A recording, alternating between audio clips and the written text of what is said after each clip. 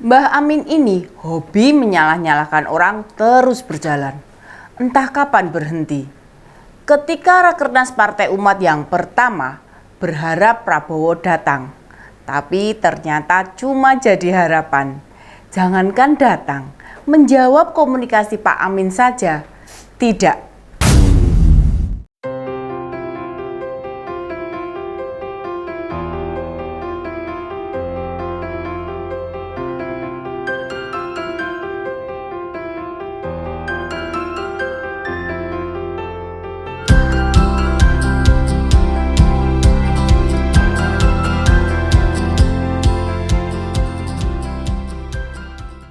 Dan siapa yang disalahkan atas ketidakhadiran Pak Prabowo? Ya tentu Pak Jokowi. Yang ada dalam hatinya berisi kebusukan-kebusukan, makanya dalam berbagai pernyataan isinya menyalahkan pemerintah. Sudah hilang kritik untuk membangunnya. Pak Amin mengaku heran dengan motif Pak Prabowo yang mau menjadi presiden dengan catatan direstui Pak Jokowi. Jadi kita masing-masing, saya doakan Pak Prabowo selalu in the good shape, mudah-mudahan juga tercapai yang sudah disatakan, ya ingin jadi presiden, ya, tetapi asal didukung Jokowi. Ya. Dia merasa aneh sebab yang berkuasa itu Tuhan. Saya malah pengen tertawa dengan pernyataan ini. Sebagai orang beragama, semua itu tentu atas izin Tuhan. Tapi usaha dan kerja keras itu tetap dilakukan. Pak Amin ini salah satu politisi yang memang sukanya menuding-nuding, tidak melihat ke dirinya sendiri. Tidak perlu menyalah-nyalahin Pak Jokowi deh Pak, introspeksi diri saja. Lah bagaimana Pak Prabowo mau datang ke Partai Umat? Dari 5 anak Pak Amin saja, 3 diantaranya tidak mau merapat ke Partai Umat. Padahal ketiganya juga seorang politisi. Kalau anak saja tidak yakin dengan partai yang didirikan bapaknya, bagaimana dengan orang lain? Hanya Mas Hanafi Rais dan Mbak Tasnim Fauziah yang mau merapat. Mas Hanafi ini putra sulung, tentu ikut bapaknya karena takut mengecewakan. Sedangkan Mbak Tasnim bersedia merapat karena suaminya Mas Ridho Rahmadi menjabat sebagai Ketua Umum Partai Umat. Artinya, kedua anak merapat ke Partai Umat dengan alasan tertentu, bukan karena visi misi Partai Umat. Pak Prabowo pasti punya alasan yang cukup kuat dan mendasar. Bahkan sudah diajak komunikasi 3 bulan yang lalu, tetap tidak merespon. Ada saja alasan menghindar dari Pak Amin. Wajar saja sebenarnya menghindar. Pasti alasan Pak Prabowo ini kuat. Atau jangan-jangan Pak Prabowo berpikiran didukung Pak Amin malah tidak pernah berhasil. Kan pada Pilpres 2014 dan 2019 kalah terus dari Pak Jokowi. Masa 2024 masih mau dibodohi Pak Amin lagi? Kayak keledai yang berulang kali jatuh ke lubang yang sama. Bisa jadi Pak Prabowo membandingkan dengan pribadi Pak Jokowi. Jadi lawan saja masih diangkat sebagai menteri, apalagi terus menjadi teman Pak Jokowi. Mungkin sesederhana itu pemikiran dari Pak Prabowo.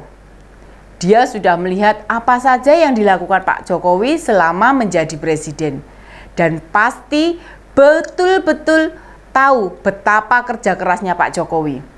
Berusaha memperjuangkan rakyatnya dengan mati-matian. Sedangkan oposisi hanya bermodalkan fitnah, tuding sana, tuding sini, tanpa upaya membantu. Selain itu, tanggung jawabnya sebagai Menteri Pertahanan juga berat. Tugas itu bukan tugas yang bisa dijalankan semaunya. Makanya waktu dihubungi Pak Amin, Pak Prabowo sedang menjalankan tugas ke Kamboja, ke Belanda, ke Australia. Intinya tidak ada waktu. Pak Prabowo memahami mendapat amanat yang harus diselesaikan, dituntaskan, ditangani. Sudah tidak ada waktu lagi sekedar untuk memikirkan diri sendiri, apalagi kelompok. Hal-hal begini yang tidak dipahami oleh Pak Amin Rais. Meski dulu pernah menjadi politisi yang diperhitungkan, itu mungkin sekitar tahun 90-an hingga awal 2000-an. Tapi makin lama Pak Amin bukannya malah makin mengerti. Indonesia butuh banyak orang-orang untuk Indonesia lebih maju. Ketua Umum Gerindra itu sudah tidak mau lagi berkawan, berkumpul, bercengkrama dengan kelompok-kelompok yang hanya melihat negatif kerja-kerja Pak Jokowi. Sudah begitu, dua kandidat bakal capres yang diundang Partai Umat, yakni Pak Anies dan Pak Gatot. Siapa yang meragukan kalau Pak Prabowo tidak kenal baik mereka? Pak Gatot, mantan Panglima TNI, masih juniornya Pak Prabowo. Sementara Pak Anies adalah mantan Gubernur DKI yang diusung Gerindra tahun 2017. Belakangan malah terungkap ada perjanjian berdasarkan klausal. Pak Anies tidak akan maju sebagai capres jika Pak Prabowo juga ikut dalam kontestasi.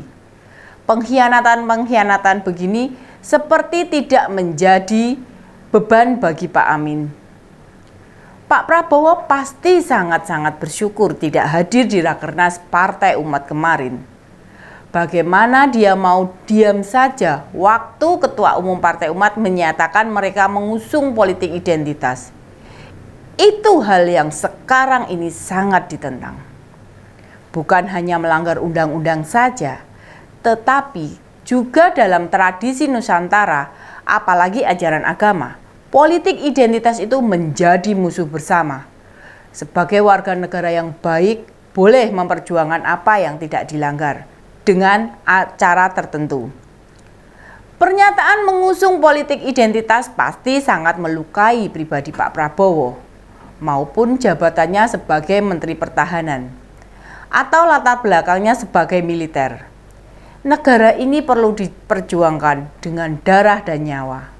Tapi Mas Ridho Rahmadi dengan entengnya mengatakan akan memperjuangkan politik identitas. Berbagai hal yang melingkupi Pak Amin saya kira menjadi penyebab ketidaksediaan Pak Prabowo hadir. Jangankan hadir, berkomunikasi saja tidak mau. Apa bedanya dengan Pak Gatot dan Pak Anies yang bersedia memenuhi undangan Pak Amin? Bedanya, mereka sudah kehabisan kawan. Mereka sudah bingung mau bersama siapa lagi. Pak Anies berharap koalisi perubahan segera terbentuk, sampai sekarang malah makin tidak jelas. Partai Demokrat tetap ngotot, Mas AHY mengincar kursi bakal cawapres. PKS ngotot menolak ide Demokrat. Sementara Nasdem merasa tugasnya mendeklarasikan sudah cukup. Pak Gatot apalagi, karena ulahnya sendiri sekarang malah tenggelam dari ruang publik. Sebagai mantan Panglima TNI, mestinya memahami benar jika negara ini didirikan tidak sembarangan. Dan Pak Jokowi serius mempertahankannya. Begitu pensiun, malah banyak berkumpul dengan orang-orang yang tidak jelas macam Rocky Gerung, Said Didu, Rahma Sarita, Refli Harun, dan orang-orang kecewa lainnya. Demikian info terkini Widya, sampai ketemu lagi di Ini Dia, info terkini Widya selanjutnya. Salam sedulur Kendal, sedulur Widya. Salam.